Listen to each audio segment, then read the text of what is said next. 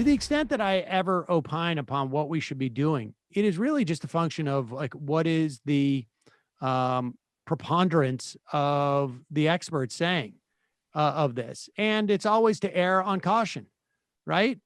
Not everybody operates like that. Here's Joe Rogan on his podcast. Tucker Carlson was just promoting this statement by Joe Rogan. Here it is. And people say, do you think it's safe to get vaccinated? I've said, yeah, I think for the most part, it's safe to get vaccinated. I do. But if you're like 21 years old and you say to me, should I get vaccinated? I go, no. Yeah. Are you healthy?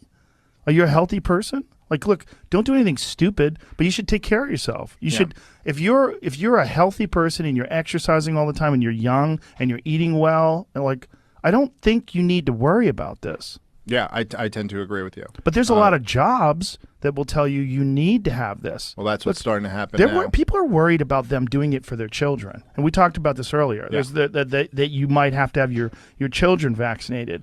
And, you know, I can tell you as someone who's both my children got the virus, it was nothing.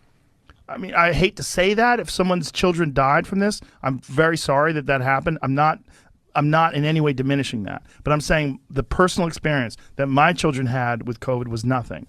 One of the kids had a headache. The other one didn't feel good for a couple of days. Yeah. Like maybe, I mean, not feel good. Like no Can you big pause it deal, for a second? no coughing, Right. no achy.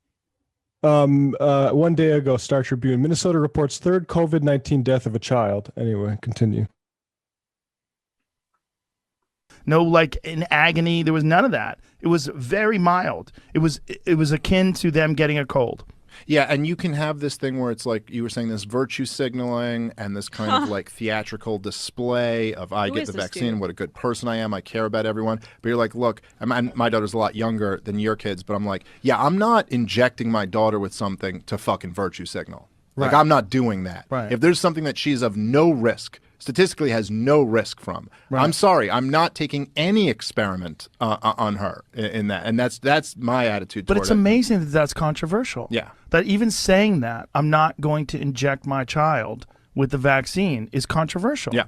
It's crazy. Well, I'll tell because, you why again, it's not we are not. I'll tell you why it's not controversial at this point is because there is no vaccination for your child. You need to be at least 16 years old. Or I should say your small child. You need to be at least 16 years old. The idea that somebody is vaccinating a child because they're virtue signaling, I don't even know how that works, frankly. Zero people. There's zero people. But here's the problem with saying, like, listen, I think it's perfectly legitimate for a podcast host or anybody to talk about their own personal experience. But the problem is he's doing this in the context of offering advice to 21-year-olds. And I can tell you this, my father smoked 3 packs of cigarettes a day for at least 50 years of his life. 3 packs of cigarettes a day. He does not have lung cancer. Now, if I say that in the context of like, if you're healthy and you want, go start a cigarette habit, go, like, that's irresponsible. In the context of a pandemic, it's nuts. Because the fact of the matter is that, yes, of course, there are people who die age 21. Statistically speaking, probably not that many at all. However, they have the ability to pass it on to people who cannot get vaccinations. Maybe they're immunocompromised or whatever it is. They have the ability to pass it on, and there are breakthrough infections. And if there is no opportunity cost, if there is no danger, if you agree that it is not dangerous, there is no reason for a 21-year-old. In fact, if you are concerned about the idea of your 5-year-old kid or your 6-year-old kid or your 7-year-old kid or your 2-year-old kid or your 10-year-old kid getting a vaccination, the best thing you can do is suggest that all adults get vaccinated. We need to hit approximately 70% vaccination rate for every person in the country, 70% of every person in the country, to get to some type of herd immunity. Like, look, measles still exist, even though we have widespread vaccination. And when people don't vaccinate, it crops back up. This could be around for a long time. And the bottom line is, to get to 70%, 21-year-olds need to vaccinate, because you're going to, if you want to keep children from not needing the vaccination, because for whatever reason, then you're going to want to promote 21-year-olds getting the vaccine. That's just the bottom line. We live in a society. We have a responsibility to each other. It's not virtue signaling. Well, That's just the reality. Yeah. Like, after I got my second shot, I had some symptoms, and I had this like internal dialogue with myself. Should I even reveal this on air? Because I don't want to discourage people from getting the vaccine. Joe Rogan has the biggest podcast platform in the world. And there are a lot of young people that listen to him, 21-year-old men specifically. And he's then signaling to them, don't get vaccinated, just offhand. And like, I find some of the left-wing critique of Rogan to be a little extreme, but this is incredibly flippant, callous, and reckless. The fact that he did not have a second thought about saying this, or maybe this is really where this is not having a conversation in private. This is signaling to your very young audience a massive public health choice that has implications that are far-reaching, and it's ignorant and incredibly reckless. Also, a lot of the things like Sam mentioned at the beginning are just inaccurate or like not fully correct. Like, for example, there was a study that came out about college athletes who suffered from COVID or who got COVID-19, who continued to work out post-COVID-19, and they were suffering abnormal heart consequences as a result of it. So we don't actually know what the long-term consequences of having COVID-19 is, and not necessarily treating it with caution. I think there, like to Sam's analogy about smoking, I think there is the analogy of, well, I know somebody who smoked their whole life and they didn't get cancer. Exactly. And then there's the analogy of like, well, I feel fine now because I am smoking and I don't currently have cancer. Therefore, I can't ever be suffer from negative health consequences in the future. And I think Joe Rogan's also kind of drawing on that. Like, well, if you get COVID-19, you might have the sniffles for a week or two if you're an athlete, and then you'll be fine. But it's like, no, actually a lot of, the data we're finding is showing that there are long-term health consequences that we're not seeing in people until a few months after they've had COVID-19. Mental health consequences. Yeah, we've mental had health. Yeah. Horrible tracking of this stuff. I mean, and here's the thing. There's a lot of people too who say like, well, if you're going to take your medical advice from Joe Rogan, that's on you. But we live in a different era than, when Walter Cronkite was the everybody trust. The fact of the matter is, like Emma said, this is the biggest podcast in the country. And I would say, 17 to 24 is probably his key demo. Maybe it's a little bit higher. I don't know. But there's a ton of those age group. And this is who they listen to.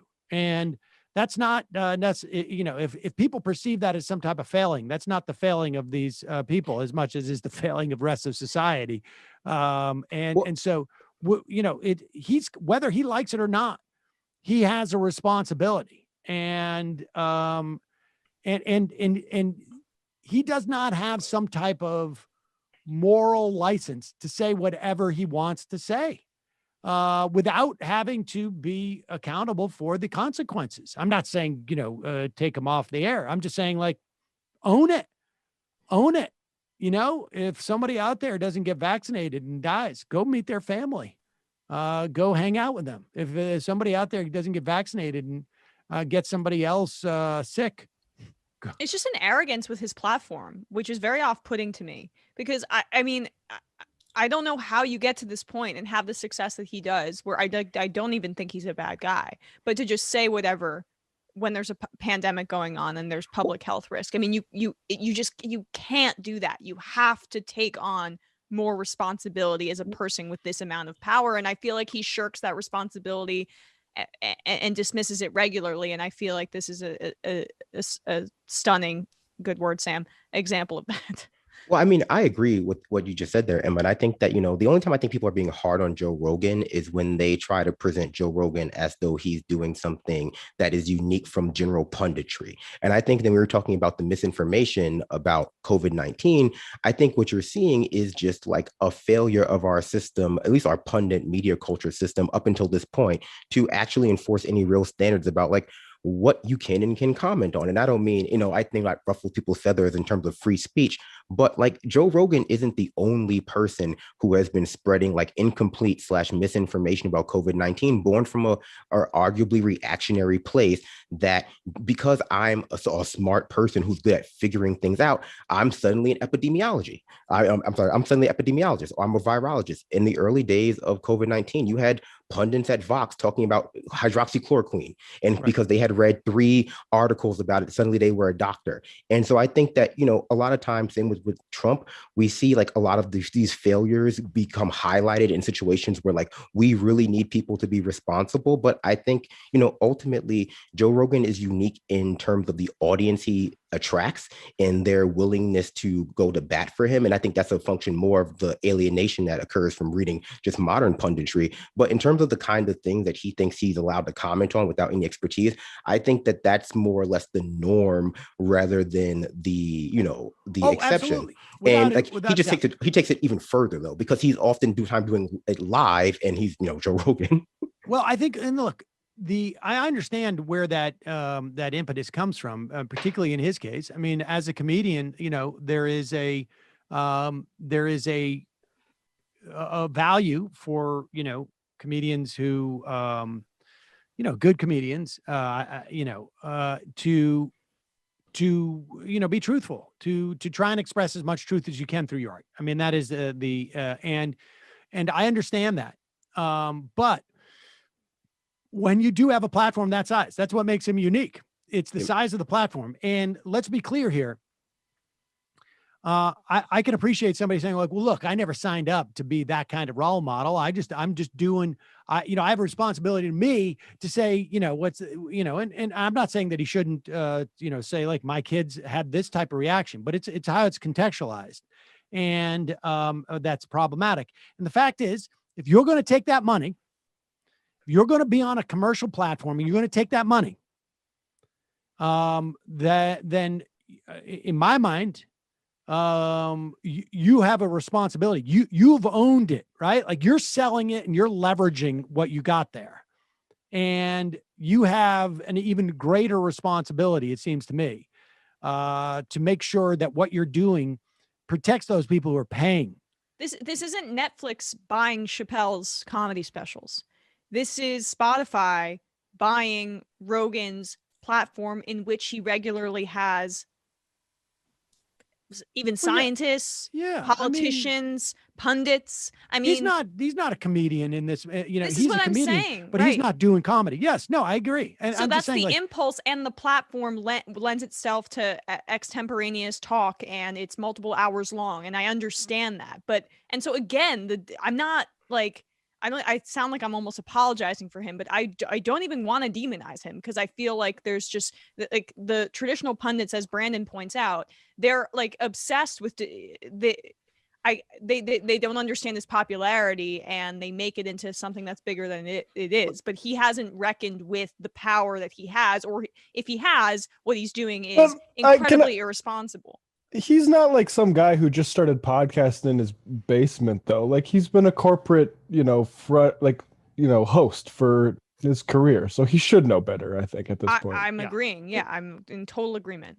And I also don't want to let him off too light either, because it's easy to say he's not a doctor, but the kind of commentary he gives, he's like a health person. And so people do listen to the show for like health adjacent advice about like lifting and like being healthy and fitness and eating right. And that, I think is close enough, especially, in our society, to have people necessarily think that he's somebody you can trust about things that are about generally being healthy. Now, whose fault that lies with that relationship exists between like people without any expertise and, like their fan base, I would argue it's been a cultivated strategy of a lot of platforms that, to I guess indoctrinate the listeners and the viewers and the readers. And so like there is, I think, this learned helplessness in a population where, the New York Times or the Washington Post or Vox want you to come to them to explain everything. They want you to come to them to explain what's going on in the world. Like, they want to position their pundits as this sort of autodidact that can learn everything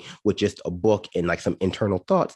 And then when you come back to them a week later, we're like, I got hydroxychloroquine and I have night terrors and I also got COVID-19. They want to say, whoa, I'm just the everyman. I'm like the everyman who's not really an expert in anything. And I'm a masturbatory comedian. Yeah, or and my appeal is that like I can relate to your average jackass. And I'm like, I don't think that dynamic is something you can entertain.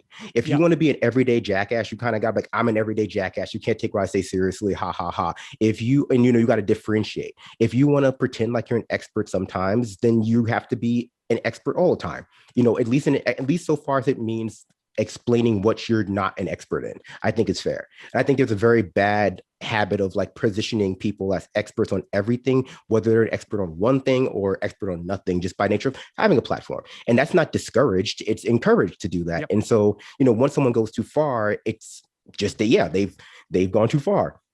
Well, that's how Rush Limbaugh attempted to escape any accountability for whatever he would do. Well, Andy Kindler the other day was critiquing Jon Stewart for the same thing. So I'm just a comedian. Yeah, I'm just. No, I know, and right, I think that's fair. I think that's fair. Oh yeah. And just quickly, we're seeing this, disintegration of Glenn Greenwald, right? It's like I feel like I gave him credit for so much, or too much benefit of the doubt. I could totally see that happening with Joe Rogan. So I'm just couching my, I guess, maybe less caustic criticism of him with that, because I don't know. I don't want this to come across as though I'm like, going to bat for anyone getting like canceled or anything.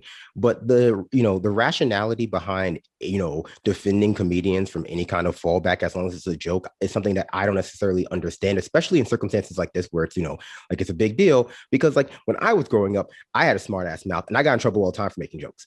But whenever people talk about like me getting in trouble for making jokes, they're acting like they became an adult one day and suddenly, boom, they got in trouble for making jokes. And I was like, I've been getting in trouble for making jokes for as long as I've been making jokes.